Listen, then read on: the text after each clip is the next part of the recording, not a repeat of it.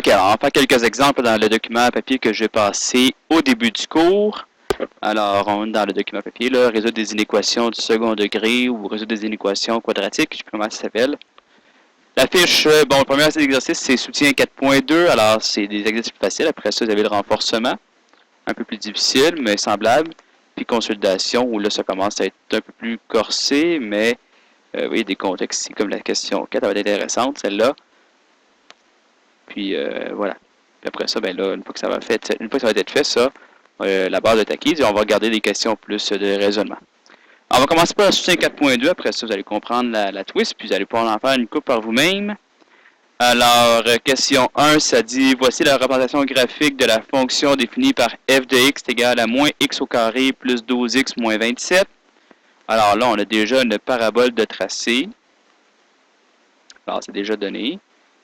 Et là, dans ce chapitre-là, quand on a un graphique de données déjà, on peut résoudre des inéquations par le graphique quand c'est possible. Là, quand ça arrive, on peut se fier en fait. Quand ça arrive sur une case, on peut s'y fier.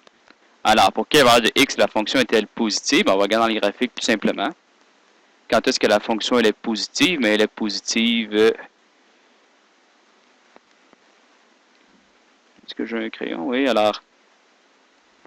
Elle est positive ici. On est au-dessus de l'axe des x, au-dessus de y, donc l'image elle est positive.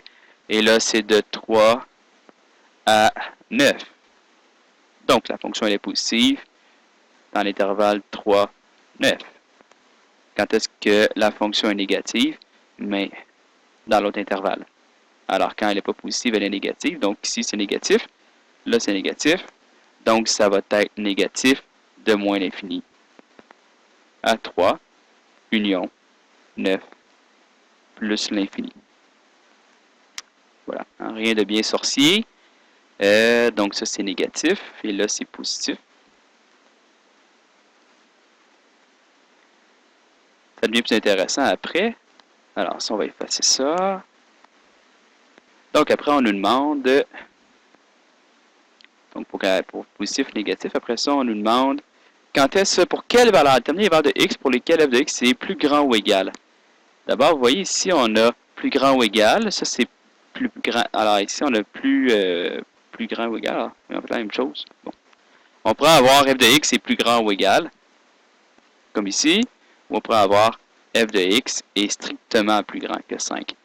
Dans un cas, on va inclure les valeurs quand x vaut 5. Donc, on va regarder pour quelle valeur de x f de x vaut 5, puis on va les inclure, alors que dans le deuxième cas, quand on veut avoir strictement plus grand que 5, ben on va les exclure. Donc, ça va juste changer l'ordre dans lequel on met les crochets. L'orientation des crochets, on va faire les deux pour vous donner une bonne idée, là. Alors, plus grand ou égal à 5, bien là, je regarde dans mon graphique. Donc, on résout graphiquement. Quand on demande de résoudre graphiquement une équation, c'est ça que ça veut dire. Alors, 5, c'est ici. Et là, on atteint 5 à 4. Puis à 8. Là, je me demande quand est-ce que c'est plus grand ou égal à 4, à 5. Donc, entre 4 et 8. Alors, dans l'intervalle, on va écrire 4, 8. Ça, c'est quand on vous dit f de x. Quand est-ce que, pour quelle valeur de x, f de x est plus grand ou égal à 5? Je lui avais demandé pour quelle valeur de x, f de x c'est strictement plus grand que 5. Bien là, quand x vaut 4 et 8, y vaut 5. Moi, je ne sais pas quand est-ce qu'il est égal à 5, mais quand est-ce qu'il est plus grand. Alors, on les aurait exclus comme ça en mettant les crochets orientés de l'autre côté. Donc, si on vous demande plus grand ou égal, on inclut les bornes, donc 4 et 8. Si on demande strictement plus grand, on exclut les bornes. Même chose si vous avez demandé f de x est plus petit ou égal à 5 ou f de x est strictement plus petit que 5. Alors, ça aurait été de moins l'infini à 4, puis de 8 à plus l'infini, mais on aurait inclus ou exclu le 4 et le 8, dépendamment de si on veut savoir quand est-ce que c'est plus petit ou égal ou strictement plus petit. Alors, voilà pour la distinction. Et on voit aussi comment résoudre une équation graphiquement. Maintenant, 2. Quand est-ce que la fonction elle est plus petite que 8? Alors, on va regarder. Alors, plus petite que 8, 8 c'est ici. Alors, on atteint 8 à 5 et à 7. Mais là, on voulait f de x est strictement plus petit que 8. Donc, on va exclure comme ça les valeurs où c'est égal à 8. Donc, de 5 à 7, mais 5 et 7 exclus. Ensuite,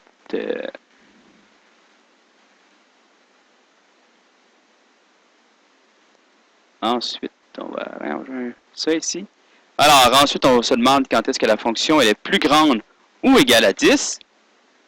Mais là, c'est impossible parce que 10, c'est ici. Alors, quand est-ce que c'est plus grand ou égal à 10? Mais le sommet étant à 9, ben, la fonction sera jamais, puis la fonction est orientée vers le bas, mais ça ne sera jamais plus grand ou égal à 10. Donc, f de x plus grand ou égal à 10, c'est jamais. Donc, quand on a un intervalle nul, on met ce symbole-là, ça veut dire qu'il n'y a aucune valeur dans l'ensemble des valeurs de x qui ont une image plus grande que 10. Ensuite, quand est-ce que f de x est strictement plus petit que 9? Je vais aller vérifier si c'est bien ça.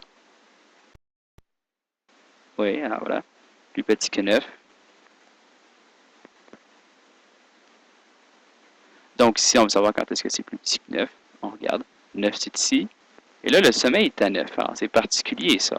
Ça veut dire que c'est toujours plus petit ou égal à 9. C'est petit ou égal à 9 sur les réels. Alors, si on vous demande f de x est plus petit ou égal à 9, on va mettre sur les réels. Sur tout le domaine, toutes les valeurs de x ont une image plus petite ou égale à 9. Mais là, on vous joue un tour parce qu'on vous demande quand est-ce que c'est strictement plus petit que 9. Donc, je veux enlever la valeur où c'est égal à 9. Alors, on va écrire là, tout simplement moins l'infini à, ça atteint 9 au sommet, donc à 6. Union 6, l'infini. On pourra aussi écrire les réels, moins 6, comme ça. Alors, les réels, c'est pour toutes les valeurs de x, puis ça veut dire enlever, on enlève les valeurs ici. Donc, c'est comme sauf. Donc, les réels, sauf 6. Alors, voilà pour la question 1. Je vais faire une autre vidéo, juste parce que je ne veux pas que mes vidéos durent trop longtemps. Alors, une autre vidéo pour faire d'autres questions. Mais là, vous êtes capable de faire le 2.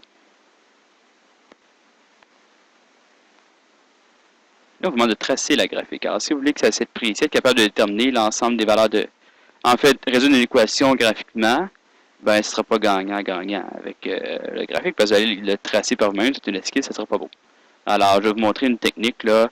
La technique, en fait, avec laquelle je veux que vous résolviez toutes les inéquations. Alors, tu vas me demander graphiquement ou algébriquement. Si le graphique n'est pas tracé, comme ici, tu ne le fais pas graphiquement, parce que ton graphique, ça va être une esquisse, ça ne sera pas précis, ça ne sera pas bon. Alors, on va mélanger un peu graphique et algébrique. Je vais vous montrer dans une autre vidéo.